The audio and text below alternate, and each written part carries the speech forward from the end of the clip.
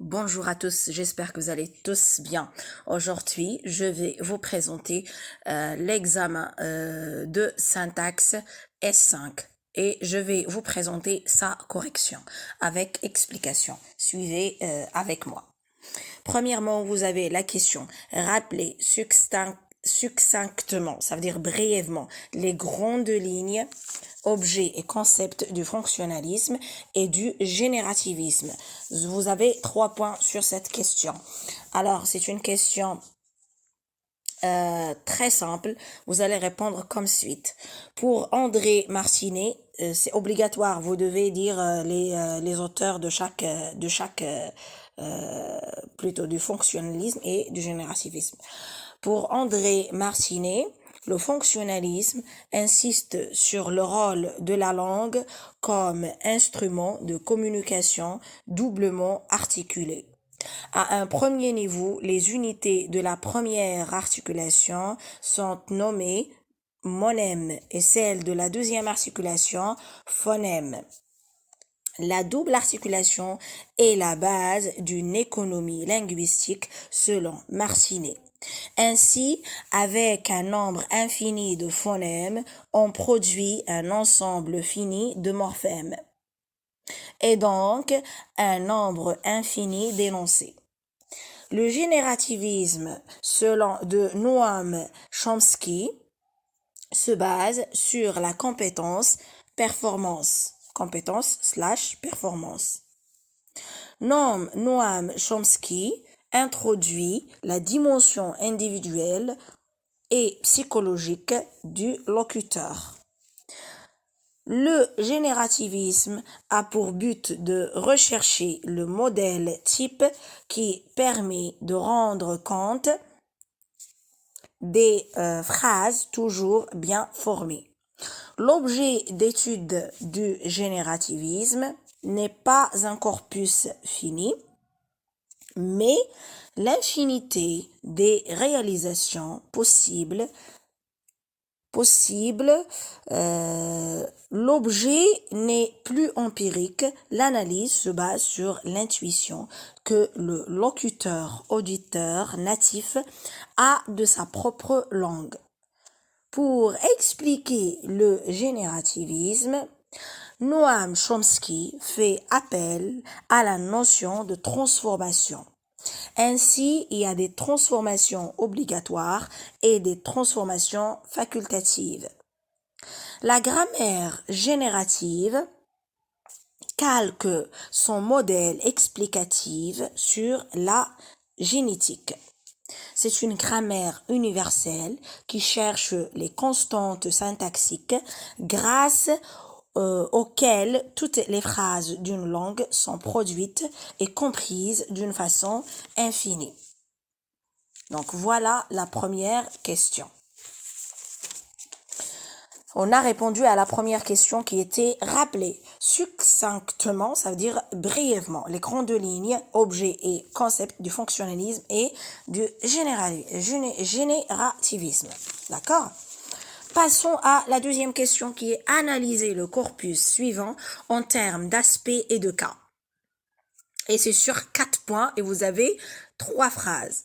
La première phrase, l'argent ne fait pas le moine. Donc, on va analyser cette phrase. Tout d'abord, on va analyser la phrase en termes d'aspect. Après, on va les analyser en termes de cas. D'accord ? Voilà, la première phrase.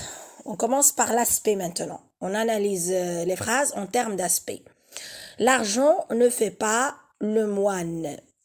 Donc, le verbe ici, c'est le verbe faire, ne fait pas. Faire, l'argent ne fait pas le moine. Le verbe faire est au présent. L'aspect ici est inaccompli. Ça veut dire l'argent qui ne fait pas le moine. Donc, l'argent ne fait pas le moine. C'est un aspect incomplet et on doit dire que le verbe faire est au présent. On doit mettre 2 points et écrire le verbe faire est au présent. Aspect incomplet. Il vient d'apprendre la nouvelle. Il vient d'apprendre la nouvelle. On doit écrire Le verbe apprendre est au passé récent, vient d'apprendre. Ici, il s'agit de l'aspect accompli. Il a déjà appris la nouvelle. Donc, l'aspect est accompli. Donc, accompli avec A-C-C-O-M-P-L-E-T. Accompli. Donc, on va écrire le verbe apprendre est au passé récent. Nous avons ici un aspect accompli. La phrase D. Promis, j'aurai fini avant 18h. Il n'a pas encore fini, donc il s'agit d'un aspect inaccompli. Aspect inaccompli. Il s'agit ici du futur antérieur du verbe finir. J'aurai fini. Passons maintenant à l'analyse en termes de cas. On a analysé en termes d'aspect, on passe à l'analyse en termes de cas. Le cas. Si vous voulez des cours bien détaillés sur la syntaxe, vous n'avez qu'à me laisser vos commentaires, je les ferai avec plaisir. Voilà, en termes de cas, nous avons l'argent qui est un cas nominatif. Argent, l'argent, cas nominatif. On va souligner argent et on va écrire en bas cas nominatif. Ne fait pas le moine, fait, c'est un prédicat verbal. Prédicat, avec T à la fin, verbal. Le moine, cas accusatif. Cas accusatif. D'accord? C'est comme ça qu'on analyse. Le cas nominatif, c'est le sujet. Et le prédicat verbal, c'est le verbe faire. Et le moine, qui est le COD, on l'appelle cas accusatif. C'est comme ça qu'on l'appelle. La phrase B. Il vient d'apprendre la nouvelle. Comme je vous ai dit, le sujet, c'est le cas nominatif, qui est il. Il, cas nominatif. Vient d'apprendre, c'est le prédicat verbal. Prédicat verbal. La nouvelle, cas accusatif. C'est un COD, donc c'est le cas accusatif. La phrase D. Promis, j'aurai fini avant 18h. J'ai, cas nominatif. Aurait fini, prédicat verbal. D'accord? C'est ça l'analyse en termes d'aspect et de cas. Passons maintenant à la troisième question. Procéder à une analyse syntaxique de l'extrait suivant au niveau fonctionnel. C'est sur 6 points. C'est vraiment, ça prend beaucoup de notes, le niveau fonctionnel. Alors, voilà. Donc, je vais vous lire la phrase. Elle entra et l'aperçut dans le jardin à l'arrière, occupé à son potager, un chapeau de paille sur la tête. Ma chérie, s'exclama-t-il en se retournant, je t'attendais. Son père resta debout, appuyé sur le manche de la bêche. Il était là pour elle. Alors, commençons maintenant l'analyse au niveau fonctionnel. Donc, la première phrase, elle entra et l'aperçut dans le jardin à l'arrière. Elle, sujet, entra, prédicat verbal numéro 1, et coordonnant, de zen a int à la fin, coordonnant. L'aperçu, L apostrophe, expansion subordonnée numéro 1. Ça veut dire quoi l'expansion? L'expansion, c'est ce qui s'ajoute. C'est ce qui s'ajoute au verbe. C'est ce qui s'ajoute au prédicat verbal. Expansion subordonnée numéro 1. Aperçu, prédicat verbal numéro 2. Parce qu'on a déjà entra, prédicat verbal numéro 1. Aperçu, prédicat verbal numéro 2. Dans le jardin, expansion subordonnée numéro 1. À l'arrière, expansion subordonnée numéro 1. D'accord? Donc, elle entra, elle aperçut dans le jardin à l'arrière. Je répète. Elle, sujet. Entra, prédicat verbal numéro 1. Et coordonnant. L'aperçu, elle, apostrophe, expansion subordonnée numéro 1. Aperçu, prédicat verbal numéro 2. Parce qu'on a déjà entra le prédicat verbal numéro 1. Dans le jardin, expansion subordonnée numéro 1. À l'arrière, expansion subordonnée numéro 1. D'accord? Occuper à son potager. Occuper, expansion subordonnée numéro 1. Ça veut dire du verbe, ici, du verbe aperçu. Il aperçut occuper. Il l'a vu, apercevoir, ça veut dire voir, occuper. Expansion subordonnée numéro 1. Occuper à son potager. À son potager, expansion subordonnée numéro 1. À son potager. Un chapeau de paille sur la tête, expansion, un chapeau, expansion subordonnée numéro 1. De paille, expansion subordonnée numéro 2. Ça veut dire quoi, expansion subordonnée numéro 2? Ça veut dire que c'est l'expansion du chapeau. C'est pas l'expansion de la première, du prédicat verbal entré et aperçu. Non. C'est l'expansion du chapeau ici. Donc, c'est pour cela on dit expansion subordonnée numéro 1. C'est l'expansion du chapeau. Un chapeau de paille, expansion subordonnée, un chapeau c'était l'expansion subordonnée numéro 1, de paille, expansion subordonnée numéro 2, sur la tête, expansion subordonnée numéro 1, un chapeau sur la tête. Un chapeau sur la tête, c'est expansion subordonnée numéro 1. Ma chérie, expansion subordonnée numéro 1, s'exclama, prédicat verbal, til, exclama il, sujet.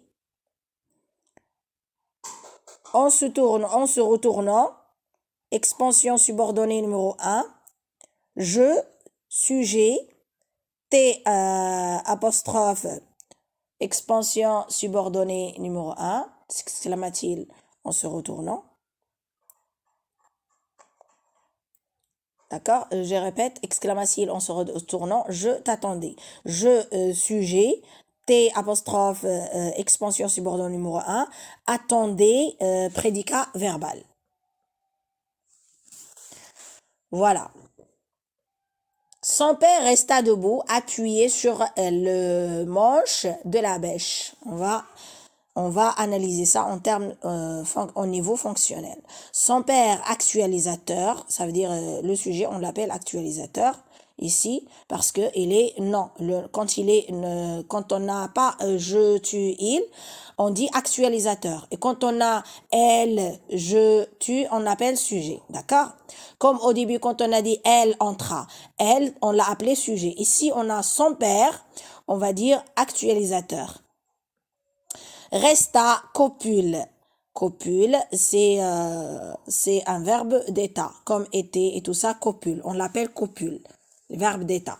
Rester, demeurer, devenir, etc. Son père, actualisateur, resta copule, debout, expansion, subordonnée numéro 1, appuyé, prédicat adjectival. C'est un prédicat adjectival. Sur le manche, expansion subordonnée numéro 1, de la bêche, expansion subordonnée numéro 2. La manche de la bêche. De la bêche, ça revient à la manche. Donc, expansion subordonnée de la manche, on va l'appeler expansion subordonnée numéro 2.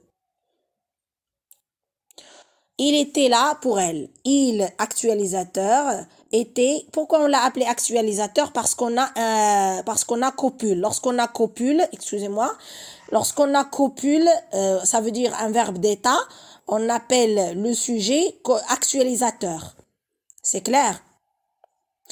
Il, actualisateur, était, copule, la, prédicat verbe adverbial. Prédicat adverbial. Pour elle,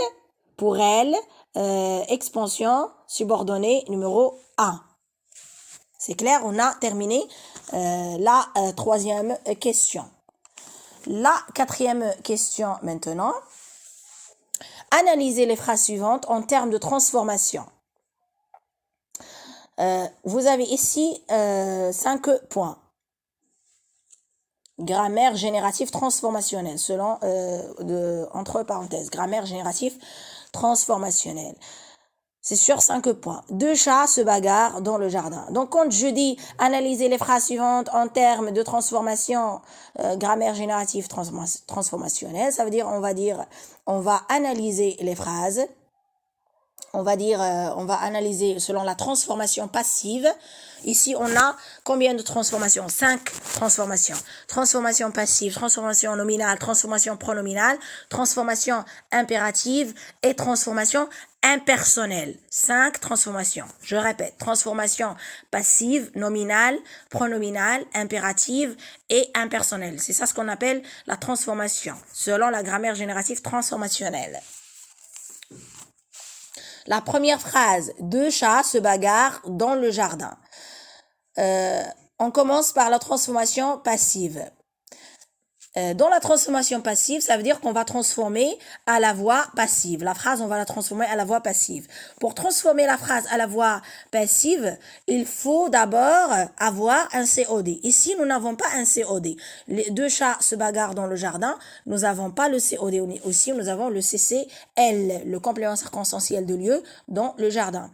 Et par conséquent, nous n'allons pas transformer cette phrase à la voix passive ou bien à la transformation passive ici. Donc, nous allons écrire transformation passive, 2 points, et on va écrire la phrase. La phrase A, 2 chats se bagarrent dans le jardin, et on va dire que la transformation est impossible car il n'y a pas de COD. Il faut justifier et il faut écrire pourquoi c'est impossible. D'accord? Il ne faut pas laisser la phrase comme ça. C'est très important à l'examen. Voilà. Toujours la même phrase. 2 chats se bagarrent dans le jardin. On va la transformer à la transformation nominale. Le verbe se bagarrer, son nom c'est, on peut dire, la bagarre de 2 chats dans le jardin. On va rendre le verbe sous forme de nom. La bagarre de 2 chats dans le jardin. Transformation pronominale. Ça veut dire qu'on va prendre le sujet qui est 2 chats et on va le transformer en pronom. Le pronom de 2 chats, c'est il avec S. On va dire il se bagarre. Il se bagarre dans le jardin. Point. Il avec S. La transformation impérative, ça veut dire qu'on va prendre le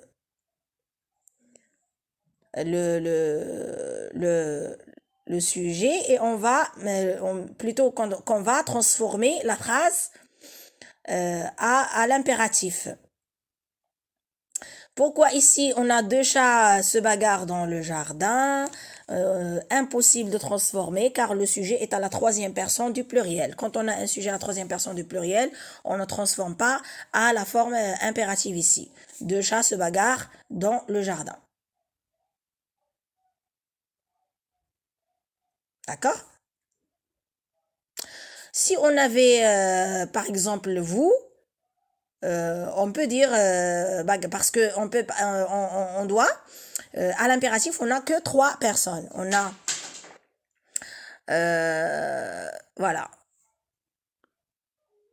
On a 3 personnes, comme vous savez. Par exemple, je dis, prends, prenons, prenez.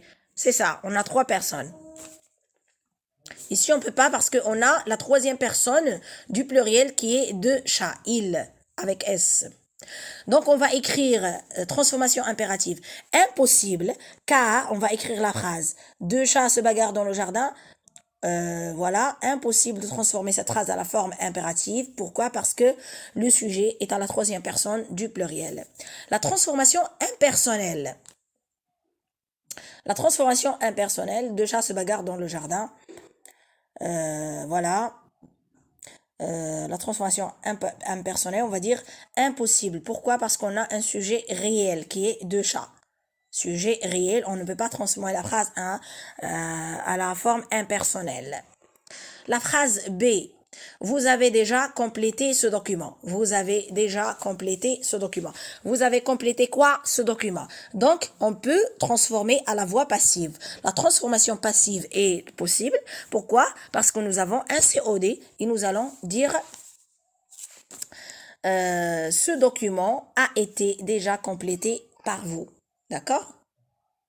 Vous avez déjà complété ce document. On peut dire ce document a été déjà complété par vous.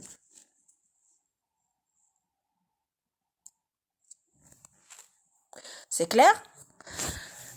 Pourquoi la transformation passive? Si vous voulez savoir comment on transforme de la voix active à la voix passive ou de la voix passive à la voix active, j'ai déjà 2 vidéos dans ma chaîne. Je vais vous les laisser dans la description aussi, en bas de la vidéo. Cliquez sur la description de la vidéo, vous allez trouver ces leçons-là. Je vais vous laisser les leçons là-bas.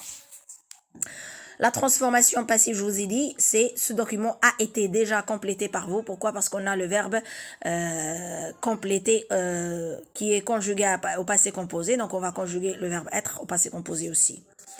La transformation nominale, voilà. On va prendre le verbe compléter et on va le mettre. On va le transformer en nom. La transformation nominale. Compléter ce document. On va dire l'accomplissement du document. On va dire l'accomplissement du document. L'accomplissement du document. Accomplissement du document avec 2 C et 2 S. Voilà. Point. La transformation pronominale. La transformation pronominale, on va prendre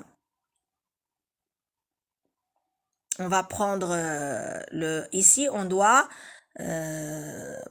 transformer. Faites attention ici. Hein. On a le COD et on a le pronom déjà. D'accord, on a déjà le pronom vous. Donc, qu'est-ce qu'on va transformer? On va transformer le document. Document. Vous avez déjà complété ce document. On va dire, vous l'avez déjà complété. Le L, ça remplace document. Vous l'avez déjà complété. La transformation impérative. On va dire compléter avec EZ. Compléter ce document. N'oubliez pas de commencer la phrase par une majuscule, terminer la phrase par la ponctuation convenable. Ici, nous avons le point. Compléter ce document. La transformation impersonnelle. Impossible. Pourquoi? Parce que nous avons un sujet réel et il y a un COD. C'est la justification. Nous avons un sujet réel et il y a un COD. La phrase C. Ma mère a consolé ma sœur. Ici, nous avons un COD qui est ma sœur. A consolé qui? Ma sœur. Donc, on va transformer la phrase à la voix passive. Donc, la transformation passive, c'est ma sœur a été consolée par ma mère. N'oubliez pas l'accord, s'il vous plaît. Avec 2 E. Consolée avec 2 E parce qu'on a le verbe être. Conjugué au passé composé. A été consolée par ma mère. Ma sœur a été consolée par ma mère. La transformation nominale de la phrase ma mère a consolé ma sœur. La consolation de ma mère, la consolation de ma sœur par ma mère. C'est ça le nom de consoler, c'est la consolation de ma sœur et on peut ajouter par ma mère, c'est pas grave. La transformation pronominale. Transformation pronominale, on va rendre ma mère sous forme de pronom, on va dire elle. Et on va aussi mettre le COD qui est ma sœur, on va le remplacer par elle apostrophe. On va dire elle l'a consolé. Transformation pronominale de ma mère a consolé ma sœur, on va dire elle l'a consolé. Elle l'a, elle apostrophe a consolé. Et n'oubliez pas l'accord. Consoler avec 2 E à la fin. Pourquoi? Parce qu'on a un COD avant le passé composé, avant le verbe. La transformation impérative, impossible, car le sujet est à la 3e personne du singulier. La transformation impersonnelle aussi, impossible, car le sujet est réel et le verbe est transitif. Merci à vous. N'oubliez pas de vous abonner si vous n'êtes pas abonné, de partager la vidéo avec vos amis pour plus de vidéos. N'hésitez pas à m'écrire un commentaire. Merci à vous.